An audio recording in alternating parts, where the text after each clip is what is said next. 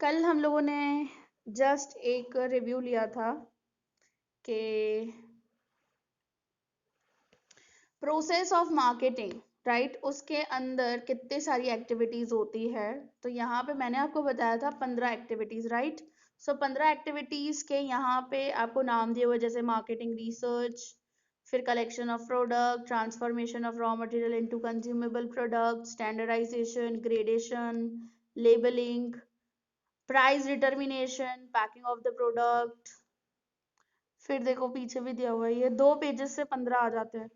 So will try storage of products, transport services, insurance, financial arrangement, advertisement, sales and distribution, selling and after sale service। ठीक है।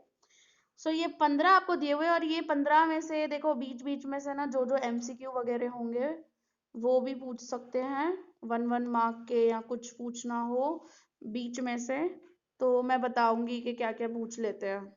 ठीक है, चलो। So marketing management की जो शुरुआत होती है वो होती है मार्केटिंग रिसर्च से।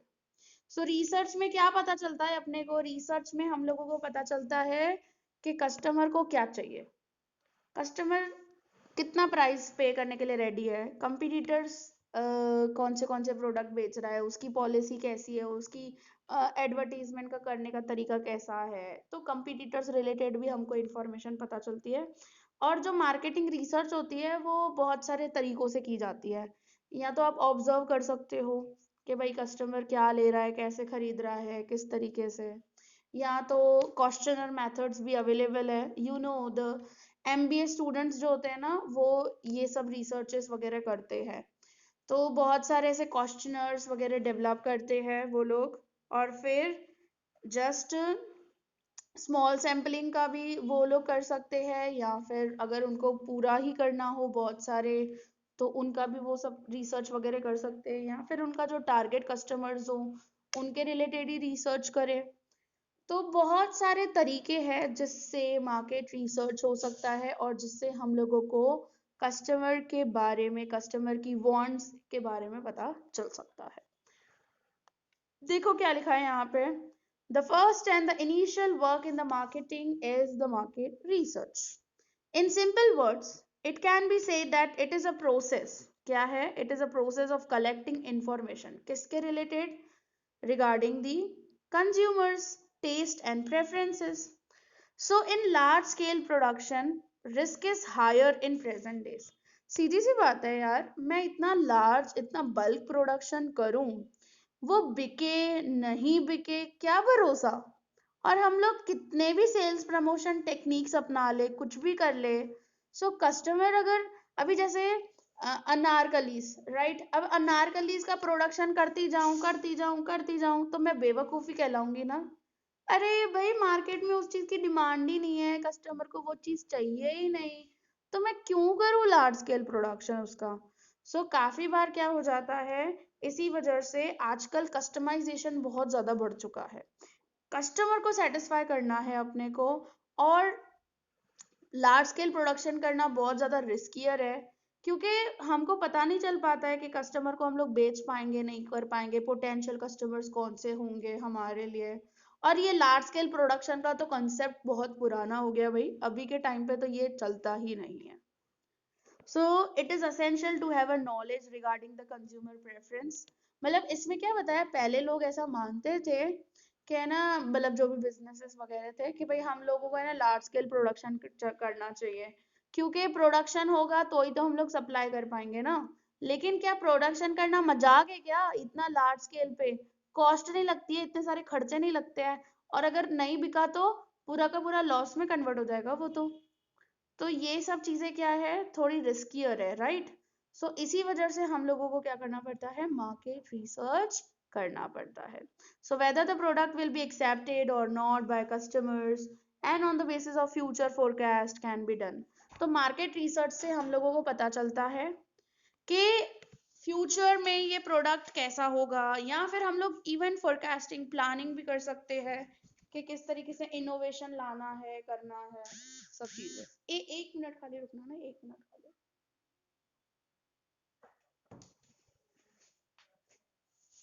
हाँ, so will get the information regarding the demand, price, competition, etc. For this, there are number of methods to collect data, that is a questionnaire methods, observation method, etc. जैसे girls related हम लोग अगर हमको सर्वे करना हो कि how many of girls are interested in purchasing the oxidized jewelries, right? ऐसा सब सर्वे करना हो अपने को तो कर सकते हैं ना हम लोग। और फिर इंटरनेट रिलेटेड अपने को सर्वे करना हो कि how many of persons are using nowadays more and more internet, और इंटरनेट में भी क्या यूज करते हो सबसे ज्यादा।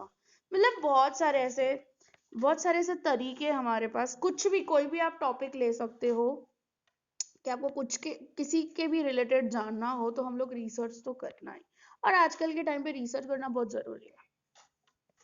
फिर या तो ऑब्जर्वेशन मेथड, मैं आपको बताऊं ये लोग कैसे ऑब्जर्व करते हैं चीजों को कि उनका प्रोडक्ट की डिमांड है मार्केट में कि नहीं है।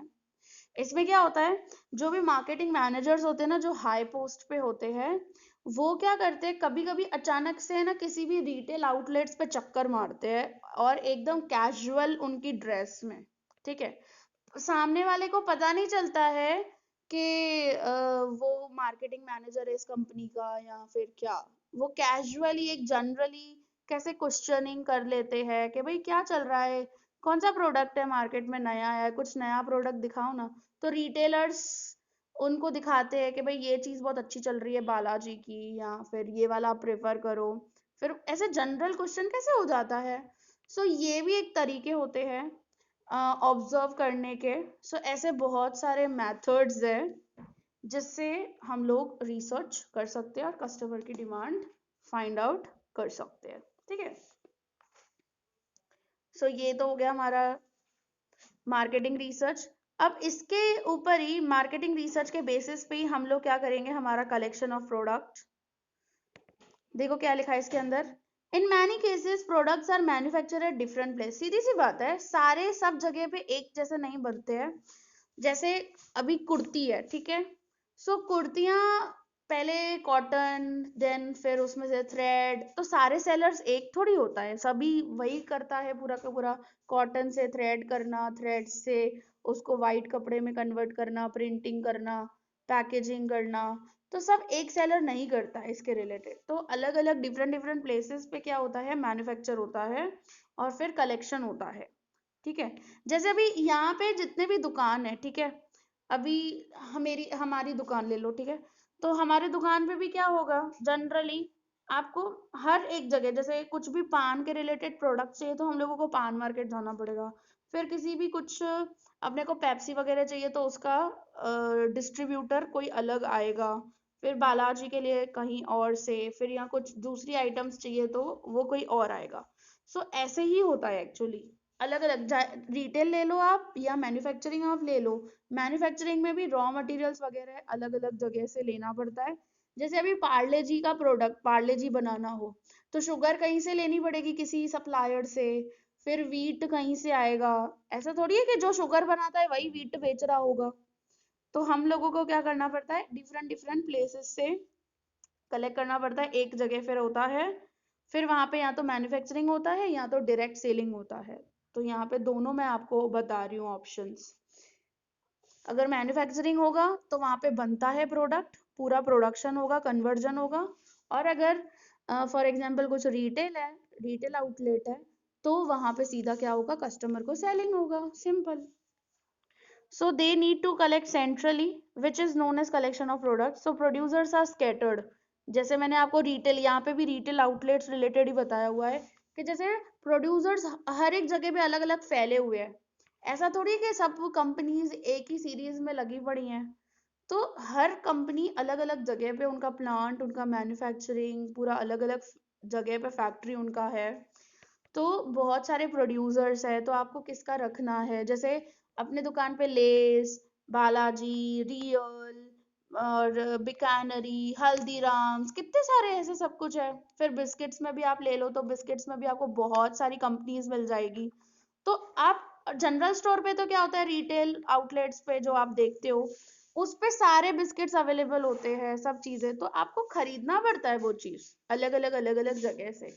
ऐसा थोड़ी है एक ही जगह से आपको सब मिल जाएगा सब कुछ। बिस्किट्स कहीं से लोगे, वेफर्स कहीं से लोगे, चॉकलेट्स कहीं से होगी, ऐसा सब होता है। So some products are seasonally produced, some products are produced on the small scale, some products need further processing, and for all these reasons product collection is required. So product को collect करना ही पड़ता है अलग अलग जगह से, चाहे वो रॉ मटेरियल हो चाहे वो फिनिश गुड्स हो, ठीक है। Raw material in the case of manufacturing companies, और finish goods in the case of retail outlets, ठीक है। मैंने दोनों ही एग्जाम्पल बता दिया आपको। फिर जैसे यहाँ पे बताया है transformation of raw material into consumable products. काफी ऐसा होता है कि अभी भी जस्ट हम लोग रॉ मटेरियल कलेक्ट करते हैं और उसी को फिर हम लोगों को क्या करना पड़ता है, कन्वर्जन करना पड़ता है, क्योंकि हम लोगों ने कलेक्ट किया प्रोडक्ट्स, अलग अलग रॉ मटेरियल, और फिर हम लोग उसको कंज्यूमेबल प्रोडक्ट में बना रहे हैं, कन्वर्ट कर रहे हैं उसको। So in many products it becomes necessary for further processing to make it consumable. These processes are executed at the place where the raw material is stored, मतलब फैक्ट्री पे ही रॉ मटेरियल को store किया जाता है और फिर उसका पूरा कन्वर्जन होता है। So by making product consumable its market value enhances, सीधी सी बात है ना। अभी वुड खरीदोगे तो उसकी मार्केट वैल्यू क्या होगी, और उसको फर्नीचर में कन्वर्ट करोगे तो उसकी मार्केट वैल्यू तो बढ़ ही जाएगी ना। सिंपल सा लॉजिक है ये तो। So care should be taken to see whether the processing is done according to the consumer's requirement. So for example cleaning of cereals, क्या खेती कर दी ठीक है, तो क्या सीधा आपके कस्टमर तक पहुंच गया क्या गेहूं? बताओ मेरे को। वो भी बोरियां ही आती है, जूट बैग्स में ही आता है गेहूं फॉर एग्जाम्पल, बट तो भी उसको निकालना, उसको साफ करना, फिर अलग अलग जो तरीके के, देखो different different types of wheat होते हैं, तो उनको अलग अलग से सेपरेट करना, कौन सा अच्छा क्वालिटी का है, कौन सा लो क्वालिटी का है, फिर वो सब सेपरेट सेपरेट करना सब चीजें, तो ये सब चीजें होती है। फिर उसका पूरा जूट बैग रेडी होता है, फिर आता है वो होलसेलर्स से, किसके पास, पहले फार्मर्स और इन सब से होलसेलर्स के पास आता है, होलसेलर्स से रिटेलर्स के पास आता है, और रिटेलर्स से हम लोग लेते हैं, ठीक है।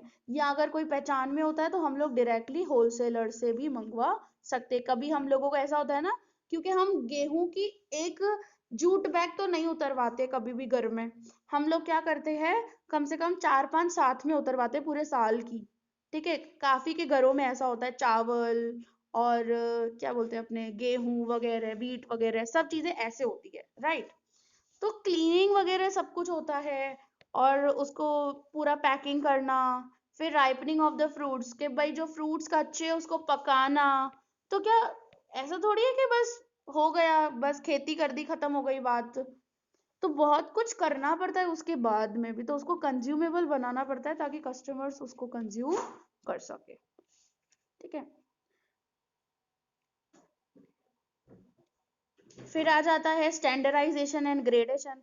इसमें क्या होता है, फिर है ना स्टैंडर्डाइजेशन मतलब जिससे क्वालिटी पता चलती है, तो एग्रीकल्चर प्रोडक्ट्स पे क्वालिटी कैसी होगी और उसके ऊपर मार्किंग कौन करेगा, फिर आईएसआई मार्क्स एंड ऑल होते हैं, ठीक है। तो स्टैंडर्डाइजेशन हम उसको बोलते हैं। तो प्रोडक्ट्स का भी तो स्टैंडर्डाइजेशन होता है ना। और ग्रेडेशन का मतलब होता है कि जैसे जो सिमिलर सिमिलर टाइप के गुड्स है ना, क्वालिटी है, जैसे वीट, ठीक है, या आप राइस ले लो, तो राइस में जैसे बासमती राइस, फिर सिंपल राइस, फिर पुराने चावल, नए चावल, पता नहीं कौन से तरीकों के चावल होते हैं, ब्राउन राइस, तो उनको क्या किया जाता है, सेपरेट किया जाता है एज पर देयर क्वालिटी। जैसे ये लो बासमती वाले राइस है, लो एकदम क्वालिटी वाले, ये हाई क्वालिटी वाले बासमती राइस है। फिर नॉर्मल चावल में भी ऐसे ही होगा कि लो वाले आपको राशन की दुकान पे आपको वैसे ही मिलते हैं, और फिर अगर कोई जनरल स्टोर पे आप जाते हो तो आपको अच्छे क्वालिटी के चावल मिलते हैं। तो इनको क्लासिफाई करना पड़ता है हम लोगों को, जिसको हम लोग बोलते हैं ग्रेडेशन करना, ग्रेडिंग करना, कि भाई ये ए क्वालिटी के चावल है, ये बी क्वालिटी के चावल है, ये सी क्वालिटी के चावल है, ऐसे समझे। सो उसको हम लोग क्या बोलते हैं, ग्रेडेशन बोलते हैं। देखो यहाँ पे क्या लिखा है, product standardization is a process in which it is determined that how the goods should be. The quality of product standards regarding size, color, smell, taste, nutrients, etc. are there. So many products requires government standardisation too, काफी products पे government का standardisation होना जरूरी है। सो यहाँ पे नीचे आपको बताया हुआ है कि कौन से डिपार्टमेंट्स स्टैंडर्डाइजेशन का काम करते हैं, वो मैं आपको टिक करवाऊंगी, वो एमसीक्यू में पूछे जाते हैं। So standardization procedure is done along with the gradation, साथ में ही होता है। देखो जैसे ग्रेड हो गया ना, जैसे ए क्वालिटी के चावल, तो उसका एकदम उसका स्टैंडर्डाइजेशन कैसा होगा अलग से, समझे। तो अपने को पता चल जाता है ना कि यहाँ पे ये स्टैंडर्ड आईएसआई मार्क लगा हुआ है, मतलब ये बहुत अच्छे क्वालिटी का गुड है, ठीक है। तो ये ग्रेडेशन के साथ साथ में ही स्टैंडर्डाइजेशन का काम भी हो जाता है। देखो अब ग्रेडेशन रिलेटेड बताया तो मैं इसको ना ग्रीन से अंडरलाइन करूंगी। In gradation different quality products are classified differently. क्या लिखा है देखो, पढ़ो फिर से एक बार। ग्रेडेशन में क्या होता है, डिफरेंट क्वालिटी के जो प्रोडक्ट्स है उनको अलग अलग तरीकों से क्लासिफाई किया जाता है, उसको हम लोग ग्रेडेशन बोलते हैं। थ्रू डेट, उसी वजह से क्या हो जाता है, ग्रेडेशन की वजह से जो अलग अलग क्वालिटी के होंगे तो उनके प्राइजेस क्या होते हैं, इसी वजह से अलग अलग होते हैं। जैसे आप बासमती चावल लेने जाओगे तो उसका प्राइस कैसे होगा, हाई होगा, राइट, क्योंकि वो बहुत अच्छे क्वालिटी के चावल होते हैं, बड़े बड़े दाने होते हैं उसके। और फिर आप नॉर्मल राइस लेने जाओगे तो उसका प्राइस वैसा होगा। तो ये प्राइजेस भी उसी टाइम पे फिक्स किए जाते हैं उनके, और स्टैंडर्डाइजेशन भी लगाया जाता है और ग्रेडिंग भी किया जाता है। So appropriate price can be charged from the consumers. Appropriate मतलब जो reasonable price बनता है, profit margin ऐड करके थोड़ा बहुत। So due to the product standardization and gradation, consumers develop faith. Consumers को तो विश्वास हो जाता है कि हाँ ये तो बहुत अच्छी क्वालिटी का है। अपने जैसे इंडिया गेट, नाम ही पढ़ते हैं इंडिया गेट बासमती, अपने को कुछ जानने की जरूरत ही नहीं पड़ती, हम अपने लोगों को पता होता है कि ये बहुत अच्छी क्वालिटी का राइस है, समझे। तो ये क्या हुआ, इनका स्टैंडर्डाइज किया गया, इनका अच्छा पैकिंग किया गया, इनको प्रॉपर तरीके से ग्रेडिंग किया गया, तो ये सब चीजें की गई ना। उसके बाद कंज्यूमर को ऐसा होता है ना कि हाँ ये बहुत अच्छे क्वालिटी के राइस है, या बहुत अच्छे क्वालिटी के कोई भी पर्टिकुलर प्रोडक्ट है। So the gradation of agriculture, हाँ ये इसको मैं अंडरलाइन कर रही हूँ अलग हाइलाइटर से, बहुत इंपॉर्टेंट लाइन है। हाँ, the gradation of agriculture products is done by India by Market Department of Government. Agriculture products का जो ग्रेडेशन होता है वो कौन करता है, कौन करवाता है पूरा का पूरा, मार्केट डिपार्टमेंट ऑफ गवर्नमेंट, ठीक है। इंडस्ट्रियल प्रोडक्ट्स का ग्रेडेशन कौन करवाता है, ब्यूरो ऑफ इंडियन स्टैंडर्ड। ये स्टैंडर्डाइजेशन की बात नहीं हो रही है यहाँ पे ग्रेडेशन की बात हो रही है। स्टैंडर्डाइजेशन में आपको पता है that is a Agmark agriculture products के लिए, और फिर आईएसआई मार्क्स लगाए जाते हैं, वो अलग हो गया।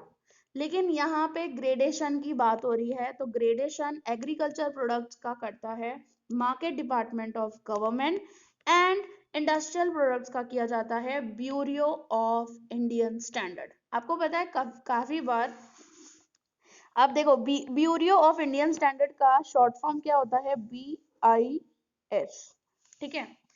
काफी बार आपसे ऐसा क्वेश्चन पूछ लेते हैं, right the full form of BIS। आप तो कंफ्यूज हो जाओगे, ये BIS कहाँ था पूरे चैप्टर्स में, हमने तो पढ़ा ही नहीं, कहीं पे तो ये शॉर्ट फॉर्म फुल फॉर्म दिया हुआ ही नहीं था इसका। तो ये हम आपको इन्फॉर्म कर रहे हैं भाई कि ऐसा पूछा जाता है bureau of Indian standard related, या फिर ऐसा पूछा जा सकता है the gradation of agriculture products is done by dash, समझे, यहाँ डैश डिपार्टमेंट ऑफ गवर्नमेंट, समझे, यहाँ इंडस्ट्रियल प्रोडक्ट्स के रिलेटेड पूछ सकते हैं हम लोग ऐसा कि कौन करता है ग्रेडेशन। तो ऐसे ऐसे एमसीक्यूज या 1 मार्क्स वाले हो सकते हैं। तो ये जो मैंने ब्लू से अंडरलाइन किया है, so very IMP, very very very IMP, है ना। तो अपने टेक्स्ट बुक में ये लिख दो इधर BIS इसका फुल फॉर्म, फिर पता बाद में पता नहीं चले कहाँ से पूछा है। और आपको बताऊं मैं, आपके टेक्स्ट बुक के लास्ट वाले पेज पे फुल फॉर्म्स दिए हुए हैं, उन फुल फॉर्मों में से ये BIS उसके अंदर बताया है, ब्यूरो ऑफ इंडियन स्टैंडर्ड भाई, वहां से भी पूछ लेते हैं। वो तो बोलेंगे ना हम तो टेक्स्ट बुक में से ही पूछ रहे हैं। तो यही फर्क है 10th स्टैंडर्ड और 12th स्टैंडर्ड में भाई। 10th स्टैंडर्ड में ना फिर भी चीजें पता होती है आप लोगों को काफी, तो कि हाँ भाई ये थियरम पाइथागोरस तो आएगा ही आएगा, फिर मिरर फॉर्मूला या लेंस फॉर्मूला या रेक्टेंगुलर स्लैब में से तो आएगा ही आएगा। ये सब चीजें ना हम लोगों को थोड़ी बहुत पता होती है, लेकिन 12th स्टैंडर्ड के अंदर से हम लोगों को कुछ भी नहीं पता होता है, कि कहीं से भी ये लोग पूछ लेते हैं, और इसी वजह से 100 में से 97 98 मार्क्स हो जाते हैं भाई बच्चों के, 100 आउट ऑफ 100 स्कोर नहीं कर पाते। ये छोटी छोटी चीजें हैं, लेकिन छोटी छोटी चीजों को याद रखना है अपने को। और ग्रेडेशन की भी मैंने ग्रीन ग्रीन वाले ये हाइलाइटर से मैंने उसको डिफाइन किया हुआ है, क्योंकि इसी पैराग्राफ में आपको स्टैंडर्डाइजेशन भी बताया है और ग्रेडेशन भी बताया है। तो ग्रेडेशन की डिफाइन पूछेगे, what is gradation, so you have to write कि gradation means different qualities are classified differently, समझे। सो ये इसको ही हम लोग ग्रेडेशन बोलते हैं।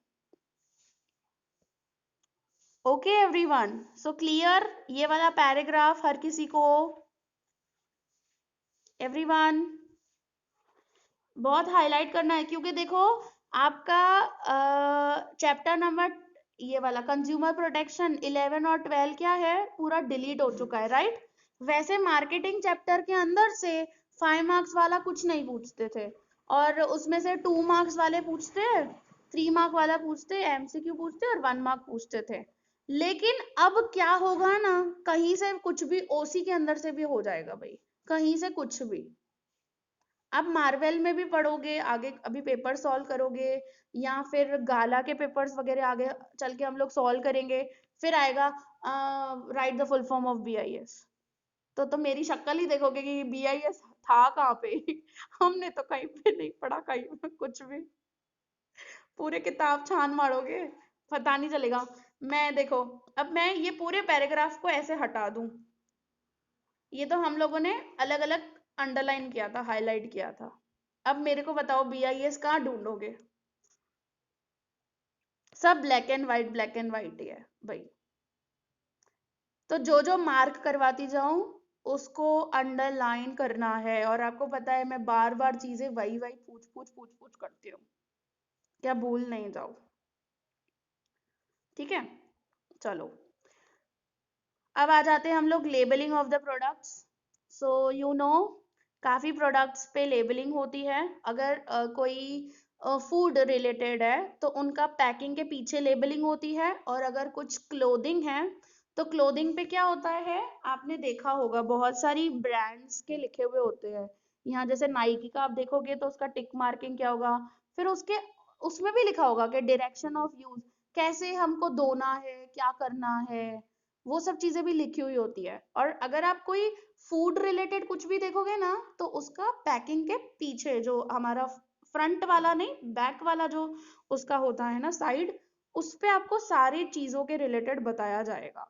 उसी को हम लोग क्या बोलते हैं, लेबलिंग करना बोलते हैं। इवन लेबलिंग में पैकेट रिलेटेड ब्रांड भी आई जाती है, आपने देखा है आपके टॉप के पीछे ब्रांड लिखी हुई होती है, और ये ब्रांड बोल रही हूँ, लेबलिंग लगा हुआ होता है, उसका पर्टिकुलर ब्रांड का नाम लिखा हुआ होता है, तो अपने को पता चल जाता है कि ये कंपनी की है। तो ऐसे लेबलिंग करना बहुत जरूरी। इवन मैंने आपको बताया था मास्क रिलेटेड भी नावाडेज जो बड़ी बड़ी अभी कंपनीज कॉटन मास्क और ऐसे सब प्रोड्यूस कर रहे हैं ना, तो वो अपना लेबल उस पर भी लगाते हैं, और उस पर भी लिखा हुआ होता है कि इसको कैसे यूज करना है, कब धोना है, कैसे धोना है, सब चीजें लिखी हुई होती है।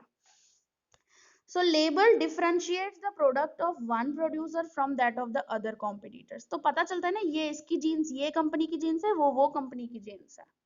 So label is a unique identity of that product. So consumer identify the product only through that label, right? आपको पता चल जाए कि भाई ऐसा टिक मार्क है, आपको एक सेकंड में पता चल जाएगा कि ये नाइकी कंपनी। मेरे को बताओ शोरूम आप जाते हो, या अल्फा वन अगर आप जाओ, तो वहां पे ऊपर क्या होगा, ऐसा टिक मार्क होगा खाली, कुछ लिखने की जरूरत नहीं है, कुछ लिखने की जरूरत नहीं, एक सेकंड में सामने वाला समझ जाएगा कि ये नाइकी का शोरूम है भाई। ऐसे ही बीइंग ह्यूमन का होता है, ऐसे ही जारा के शोरूम्स एंड ऑल सब, समझे। एप्पल नंबर 1 फेमस एक सेकंड में आपको पता चल जाता है। So consumers are not cheated by the fake products because of the label. So label से क्या हो जाता है, एक स्टैंडर्डाइज्ड भी हो जाता है और एक मतलब क्वालिटेटिव प्रोडक्ट रहता है और सामने कस्टमर को पता चल जाता है कि ये फेक प्रोडक्ट नहीं है, वो डिफरेंशिएट कर सकता है through the label. So advertisement become easy because of the labelled products. अपने को जैसे हम लोग को क्या होता है, काफी हम लोग है ना, किसी को ब्रांडेड की हैबिट होती है काफी लोगों को कि भाई हम लोग ब्रांडेड. मैं पीटर इंग्लैंड की शर्ट के अलावा कोई शर्ट नहीं पहनूंगा भाई, तो उसकी जितनी भी शर्ट्स होगी आपको दिखेगी ना, सारी पीटर इंग्लैंड की होगी और सामने वाले को पता चल जाती कि ये पीटर इंग्लैंड की शर्ट है. या जैकेट्स आप देख लो, ये सब चीज है. तो ये लेबल की वजह से सब पता चल जाता है अपने को. So labelling ensures the product quality. Often producers give a name for the product which is known as a brand, right. उसको हम ब्रांड बोलते हैं, जो नाम दिया जाता है पर्टिकुलरली. अब जो ब्रांड है वो नाम भी हो सकता है, या फिर जैसे मैगी, तो वो नाम आ गया ना. अब ब्रांड, उसकी जो कंपनी है वो है Nestle, right. But brand name जो है वो क्या है अपने को, पर्टिकुलरली मैगी, ठीक है. फिर सिंबल, सिंबल मैंने आपको नाइकी का बताया. नंबर, जैसे नंबर में मैंने आपको बताया 5 स्टार, है ना, वो भी तो ब्रांड में ही आ जाता है. फिर प्रोड्यूसर नेम, या तो प्रोड्यूसर का ही नेम होता है, ऐसा भी होता है काफी बार, समझे. तो जो मतलब कंपनी हो ना उसी का नाम, जैसे LG, गोदरेज, सैमसंग, ऐसे. नहीं, producers name, okay. Producer name मतलब यहाँ पे ज्वेलर्स में ऐसा बहुत होता है, उन्हीं जो प्रोड्यूसर उन्हीं के नाम होते हैं, जो सेलर्स होते हैं उन्हीं के नाम होते हैं. मैंने ऐसा जनरल देखा है. और किनकी सरनेम्स पे भी होता है, उनकी ब्रांड हो जाती है.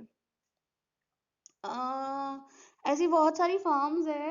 हाँ हाँ हाँ, एक CA की फर्म है, talati, talati and it's brothers, ऐसा कुछ समथिंग करके, पता नहीं क्या नाम है उनका. तो उनकी सरनेम से भी पूरा ब्रांड वही चलती है उनकी, या फिर कोई डिजाइन हो कुछ, ठीक है. एक मिनट एक मिनट एक मिनट एक minute.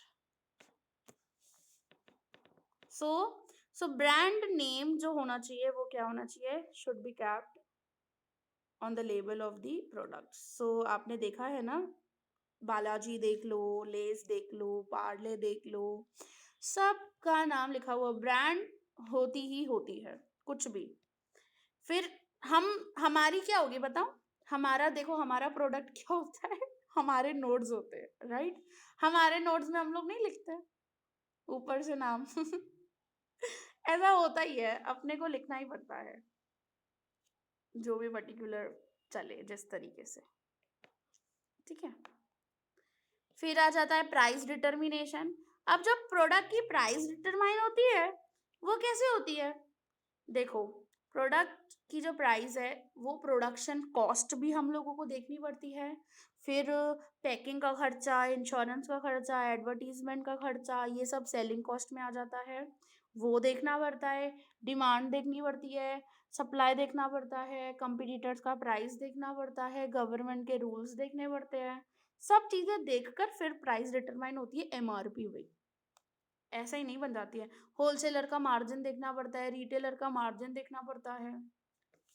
So producer obtains various estimation of expenses regarding his production of goods, which includes production cost, product packing, insurance, distribution. Distribution में वो wholesale retail का आ गया, हाँ, मार्जिन उनका, advertisement, etc. So to this basic cost, profit component is added to determine the sales price. How we will get the sales price? सब बताओगे, cost plus profit, इतना basic पूछेंगे, ऐसा भी पूछते हैं 1 मार्क में, बताओ. तो भी अक्कल नहीं होती है काफी बच्चों में, लिख के नहीं आते वो लोग, भाई सेल्स प्राइस कैसे डिसाइड करते हैं. सो while determining the price, demand for the product, price of competitors product is also considered. देखो लिखा है ना, इसी के अंदर लिखा है भाई. So price determination should be done before packing. Packing के पहले ही होना चाहिए. ऐसा थोड़ी कि पैकिंग हो गई उसके बाद हम लोग क्या स्टैंप लगाएंगे क्या प्राइस का, ऐसा थोड़ी होता है.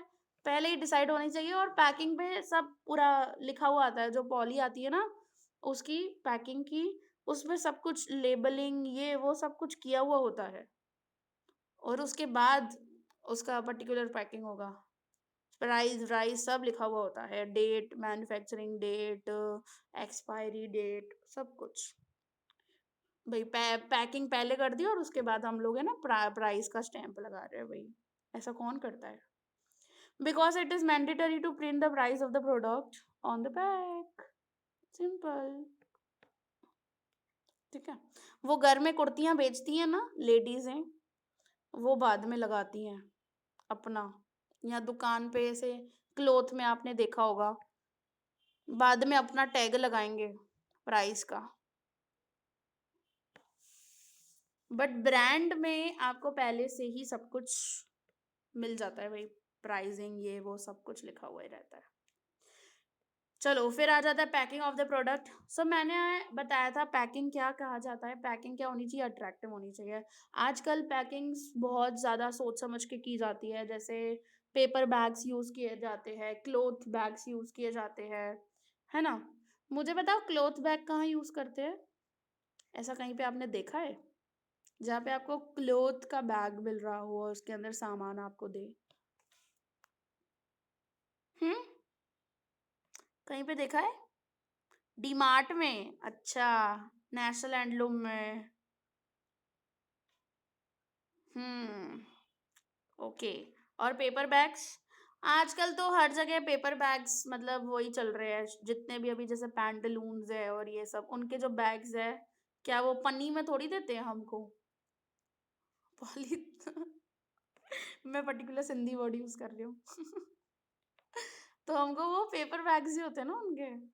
सो पैकिंग क्या होनी चाहिए? अट्रैक्टिव होनी चाहिए भाई, पैकिंग बहुत इंपॉर्टेंट रखती है। So packing provides protection to the product as well as to attract the consumers towards the product. मैं आपको बताऊं, रवि की पैकिंग पहले कैसी थी और रवि जो आता है फ्राइम्स उसकी पैकिंग अभी कैसे हो गई है? नोटिस किया आपने? पहले फ्राइम्स जो आते थे वो कैसे होते थे, और अभी देखो रवि की पैकिंग, हाय हाय, इन जैसे कोई नेशनल ब्रांड ना हो, लोकल ब्रांड है वो तो। सो ये सब अट्रैक्ट करने के लिए कस्टमर्स को भाई। So the direction for use of the product is also sometimes written on packing. Packing can also be called as a garment for the product. So जितना सजाओगे उतना खूबसूरत दिखेंगे भाई तो प्रोडक्ट रिलेटेड भी यही बताया है कि भाई उसको बहुत अच्छे से सजाना पड़ता है अच्छे कपड़े पहनाने पड़ते हैं प्रोडक्ट पे। तो क्या होता है जनरली, हमारा भाई कस्टमर अट्रैक्ट हो जाता है इससे, है ना। सो मैं ऐसा बोलती हूँ कि packing is the silent salesman. मैं ऐसा स्टेटमेंट भी पूछती हूँ काफी बार कि packing is known as a silent salesman. कुछ बोलने की जरूरत ही नहीं है, पैकिंग इज इनफ एक्चुअली सब कुछ डिस्क्राइब करने के लिए। सेल्समैन क्या करता है? फीचर्स बताता है प्रोडक्ट के, तारीफ करता है प्रोडक्ट की, प्राइस बताएगा प्रोडक्ट का, कम्युनिकेट करेगा। पैकिंग सब कुछ हो जाती है उसके अंदर, सब चीजें आ जाती है, कुछ बोलने की जरूरत ही नहीं है भाई। So packing is called as a silent salesman. So packing makes the use of product easier. Products can be easily transferred from one place to another due to packing. So packing, हाँ packing ये भी अच्छी होनी चाहिए भाई। पहले जैसे Balaji wafers कैसे पैक होते हैं, फिर उसको कार्टन पैकिंग होती है और फिर आते हैं भाई गोडाउन्स पे डिस्ट्रीब्यूटर्स के पास और ऐसे सब के पास। सो वो बहुत ज़रूरी है। So packing helps to preserve the product quality and its feature. So product को प्रिजर्व रखना, उसकी पैकिंग वैसे की जाती है। So consumers became aware of the price of the for the from the packing itself. Different materials are used for packing different products, that is paper, plastic jars, tin boxes, glass jars, etc. So ये आजकल आजकल आपने देखा ही है ना, customise जो भी आप करवाते हो कुछ करते हो, या मिठाइयाँ वगैरह, या आपने देखा होगा केक्स और ये सब कुछ, कितना मस्त तरीके से वो लोग पैक करके देते हैं अच्छे से। या आपको किसी को कुछ हैम्पर्स देने होते हैं तो भी वो लोग कितने अच्छे से नेट और ये सब कुछ यूज करते हैं, और फिर उस गिफ्टिंग करते हैं। तो बहुत कुछ यूज होता है। ग्लास जार्स आजकल यूज कर रहे हैं ना, वो पुडिंग्स एंड ऑल क्या देते करते हैं, या केक्स वगैरह जो होते हैं ग्लास में, ग्लास जार्स। सो बहुत अट्रैक्टिव लगता है वो, अच्छा लगता है, ऐसा लगता है हाँ भाई बहुत अच्छी चीज है।